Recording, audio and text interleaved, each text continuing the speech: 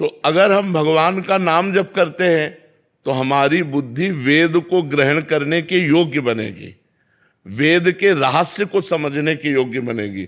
यदि नाम जप नहीं करते तो हम वेद का भाव नहीं समझ पाएंगे, वेदांत जहां में ले जाना चाहता है वहां हम नहीं ले जा पाएंगे। तो वेद को समझने के लिए तो भी बुद्धि चाहिए, तो उस बुद्धि को नाम जप के द्वारा हम प्रवीण बनावें। देखो, जो राम राम नहीं कह पाते तो मरा मरा रटे, तो ब्रह्मर्षि हो गए और उन्होंने रामायण की रचना की संस्कृत से, तो बुद्धि प्रखर हुई ना नाम से। तो हम वेदों को भी जान पाएंगे नाम के द्वारा।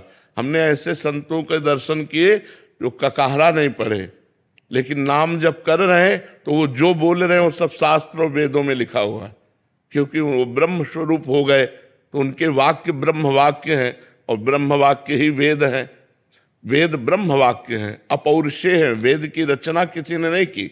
जैसे श्री कृष्ण द्वैपायन व्यासदेव भगवान है तो वेद का विभाजन किया है, स्वयं प्रकट वेद है, ये किसी की रचना नहीं है, ये अक्षर ब्रह्म है। वेद परब्रह्म का स्वरूप है और परब्रह्म से ही प्रकट हुआ है और परब्रह्म में है। तो वहां पहुंचने के लिए, वहां समझने के लिए यदि हम नाम जप करें तो हम वेद के भाव को समझ पाएंगे। नाम जप अत्यंत अनिवार्य है।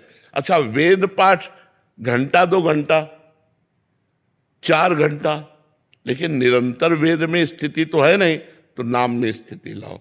राम कृष्ण हरि जो नाम प्रिय है वो नाम जप करो। वेद को भी समझने के लिए नाम, चाहे प्रणव हो तो प्रणव भगवान का ही तो नाम है, मान लो ओम तो भगवान का ही तो नाम है, राम भगवान का ही तो नाम है, हरि कृष्ण शिव दुर्गा ये सब भगवान के ना। तो बिना नाम जप किए हम वेद के रहस्य को भी नहीं जान सकते, इसलिए मुझे नाम जप करना ही चाहिए।